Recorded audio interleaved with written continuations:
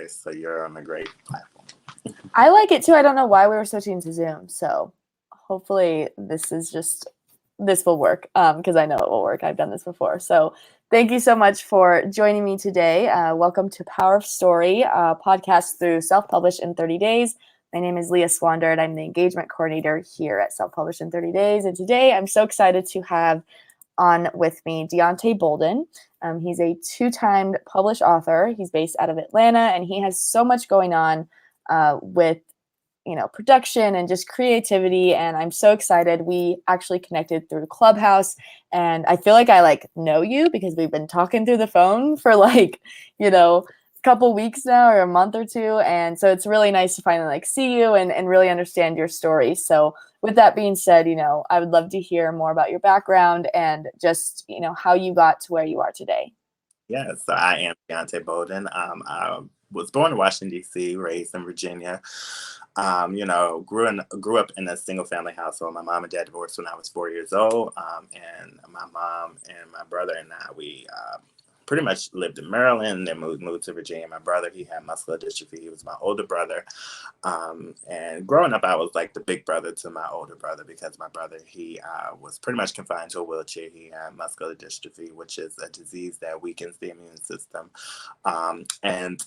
Basically growing up, it was all about protecting him and being there for him. And a lot of my identity was caught up into, taking care of him. And it wasn't until his, untimely passing in 2006 where I really suffered so much from an identity crisis. A lot of times, when you are so busy taking care of someone or doing for someone else, sometimes you lose your identity in the process. And I knew I kind of wanted to be in the arts, but a lot of things that I couldn't do because, I had to be there for my mom and my brother. So when he passed in 2006, I went through that depression period, trying to discover who I was and my purpose. And it wasn't until I started writing where I got that fulfillment and, started finding my purpose and, putting a lot of my art and creativity and my thoughts into writing. And it was so therapeutic for me. So I decided to move to Los Angeles to pursue acting. And when I got there, I was doing a little writing on the side, but it wasn't until I got on the set one day where a friend of mine was like, you have a lot of awesome ideas. You need to start writing. So I started getting into scripts and writing. And finally, I wanted to launch my production company, and I wanted to kind of go somewhere where I could really feel like I would expand. Because in LA, I felt like I was kind of getting lost in the sauce because I was starting out. And LA can be very competitive if you're not really established. And it can be expensive too, just putting that in there. But yeah. I moved to Atlanta and started my own production company, Deonte Bolden Productions, where we provide ministry through the arts. I started my first play production, which I'm bringing back this year, called Looking for Love in All the Wrong Places.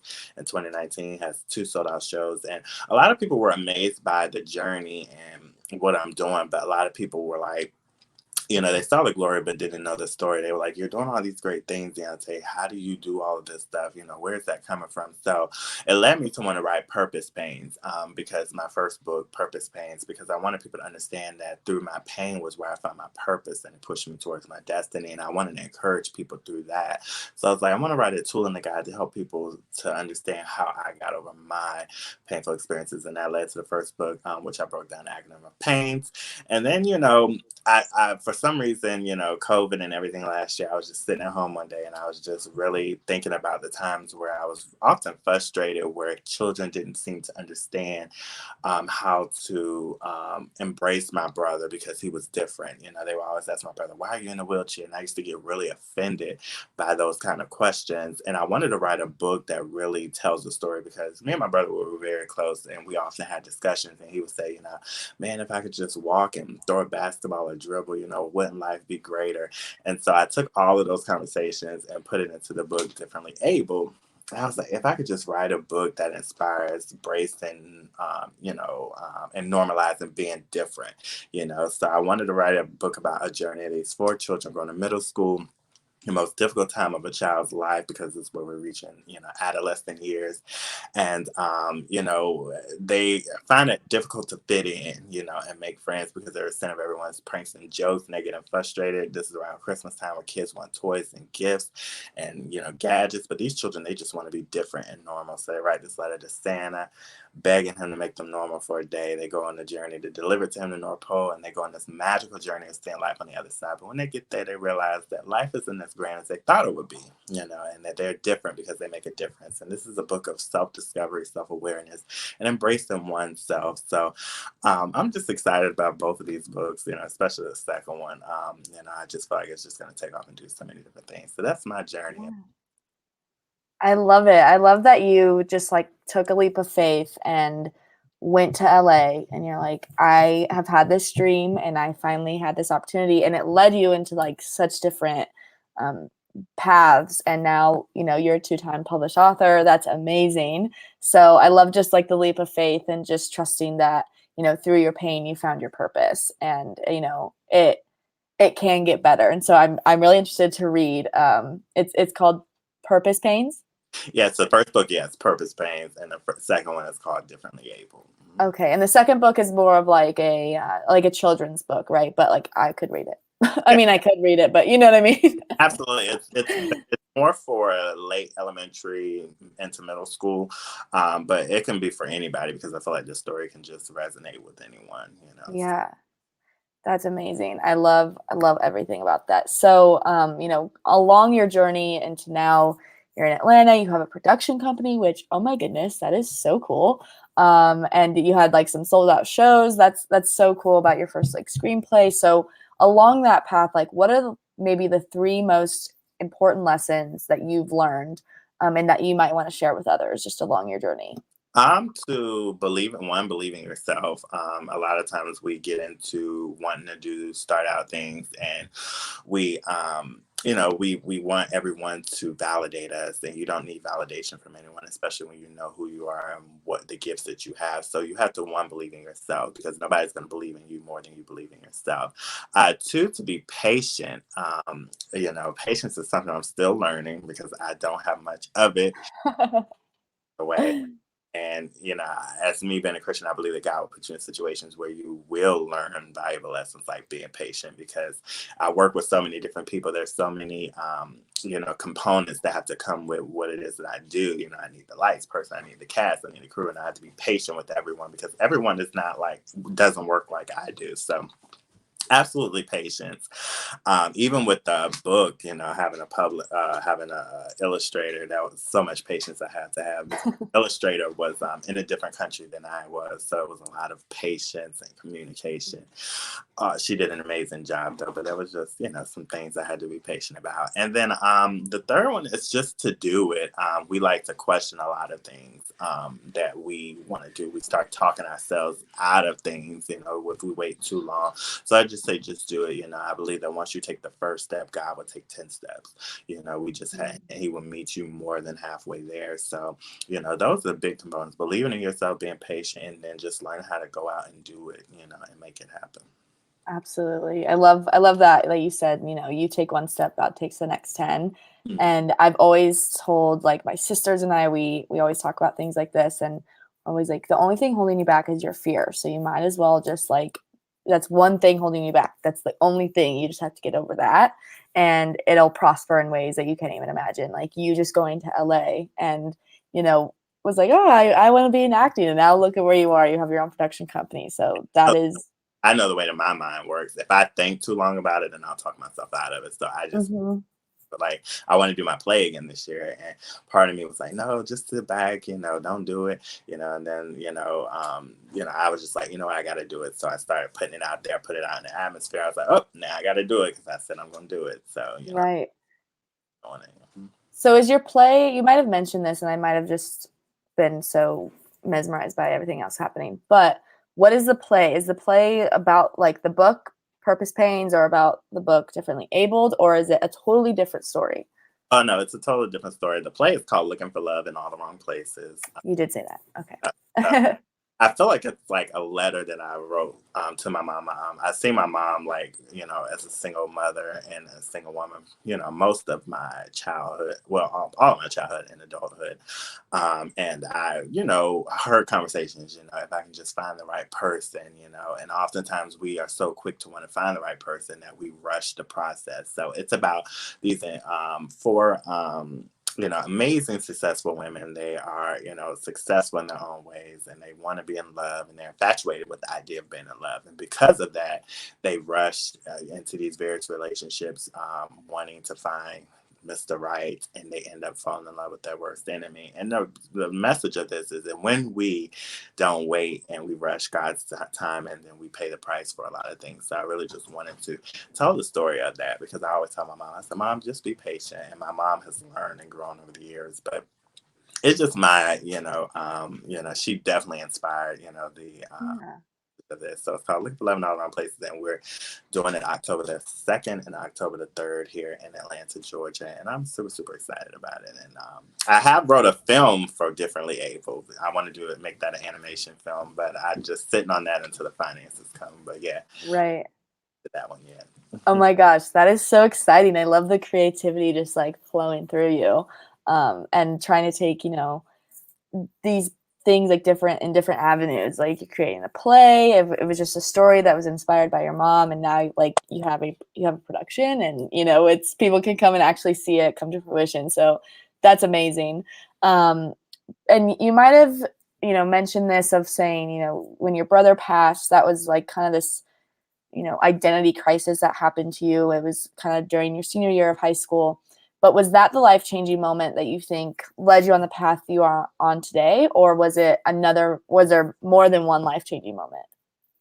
That was definitely a life changing moment, because I feel like that was one of the most devastating times of my life. And when you lose someone that's close to you, it really changes.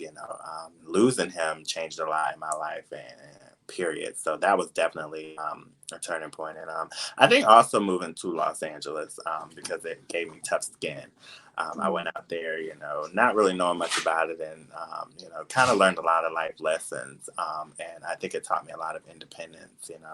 I used to depend on people to help me with what it is that I do, but I've learned throughout the years, don't depend on anyone. God will send people, but we have to also understand that we have to move when God says move, and not wait on anyone else to validate us during the process. So I think those were definitely two turning points in my life. Yeah, absolutely. I love the like. Taught me, I'm sorry, his passing also taught me that life is short, and we can't wait for tomorrow. We have to make things happen now. So Yeah, that's what I was gonna say. It's like something tells you to move, like if it's God, if it's just like your intuition, like you gotta just do it and get over that, fear. And just like you said, the third lesson was just to do it. So I love that. And you also mentioned, your mom was inspired the play that you've wrote, and now is in production.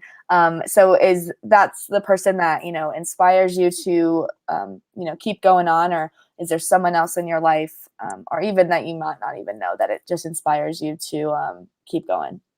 yeah, definitely my mom. We're very close. She's very supportive of what I do. My grandmother, of course, my dad, he's a hard worker as well. And, just being inspired by, different people, creators. I love Will Packer, I love Tyler Perry, so many other great, writers. I'm a big fan of, Maya Angelou, Alex Haley, so many different people. So yeah, I'm inspired by different things. James Baldwin. Um, Hmm. so yeah, it's a lot of different people I'm inspired by. Just continuing to walk and find my own path of creativity. And I believe that when they do it, if they can do it, I can do it as well. And I feel like we're all on our different paths, and we're all unique in our own way. And I just embrace who Deonte is. So. Right. Like nobody else is Deontay. Nobody else can do what you can do. And so, yeah, I absolutely adore that. And I think um, it's interesting as I get older, right? Like I was always asked that when I was a kid, like, who are you inspired by? Who inspires you? And now I'm like, people that are younger than me inspire me. And I feel like I've always thought it had to be someone that I like look up to and they're older, but it can be anybody, so just be open to inspiration because it comes everywhere. Um, but lastly, what is the future of your story? Are you going to publish more books? Are you going to make more, screenplays, make them into productions? What does the future of Deonte Bolden hold? Oh wow, that's a lot. I know it's a loaded question. Someone asked me, like, you gonna publish another book? I'm like, I don't know. I feel like both my books came right behind each other. I do know I want to make, eventually, I'm thinking of making Differently Able a series of books. Mm. I feel like there's so much I can do with Differently Able and so many different stories. Will there be a Purpose Pains too? I don't know. I'll see where that goes. As far as play productions, I do have another, film I have a film that's coming out called The Skin I'm In. We're in post production. We filmed that in March, and that's going to be a series as well, a volume series. It's about learning how to embrace one's beauty and loving the skin that we are in, and it deals with the issues of colorism and racism in our communities. So I really want to bring awareness to that. So the first one series was called The Skin I'm In, Volume 1, Melanin Melanie. So that'll be coming out towards the end of the year or top of next year. What else? This play, I want to take it on the road. I want to tour. I'm currently going to be meeting with someone, hopefully, if God see fit, with sponsorship for that. So hopefully we can take this on the road and get this message around the world. And I don't know, there's just so much other things I want to do. I do have a podcast called DNA Podcast. We took a month hiatus because we're all busy and God is blessing us, but we're going to be coming back in June. I really want to make it more of a talk show, kind of like how me and you are doing, conversing. And just more creativity. I have so many scripts and so many different things and ideas, turning this into an animation film and getting into Yes. Oh yeah, and just expand. And I feel like I love the way that God has created me to be so creative. It's just after one thing, God is like, "Now I'm ready for you to do this. I'm giving you this idea," and I just go with it. I told God, "I sent me a vessel, and whatever you pour into me and you want me to do, then I'll do it." So I'm just gonna see what God does. But there's definitely much more coming from. Oh, and I have my own award show coming out next year called the Bolden Awards. Oh my gosh. I get off the interview and I'm like, oh, I forgot to mention that because so many different things. But yeah, the Bolden Award, it's where boldness meets greatness. It's an inspirational award show where we come together, we collaborate, we celebrate, and we love on each other. And we just, come together. A lot of times I feel like in this industry, we're so competitive. It's like, I got to get a one up on you. But let's have a award show where we come together and celebrate each other. You're my brother, you're my sister. I'm loving what you're doing. How can we help you? How can we collaborate? So the Bolden Awards, that's coming 10/22, 2022. So look out for that as well. That will be next year. Wow, I love that, especially because I feel like a lot of times, the world is focused on all the negativity, but there's so much positivity going around with things like the Bolden Awards. I love that. Also, the play on words. I see that. Love it. But thank you so much for being a guest on Power of Story. If you're listening, be sure to check out Author Spotlight. Next week, I will be interviewing Deonte, going deeper into both of his publications, which I'm super excited for. But make sure to follow him on all social platforms. We're in Clubhouse rooms all the time together, so definitely join us on Clubhouse. And you, like you said, have a production coming up in October 3rd and 4th, I think you said. Second and third. Okay, it was a day off. But it's called Looking for Love in All the Wrong Places. So if you're in the Atlanta area, be sure to check that out. I'm assuming that's in Atlanta where it's being produced. Okay. Well, thank you so much, Deonte. It was a pleasure having you, and we'll see you next time. Thank you.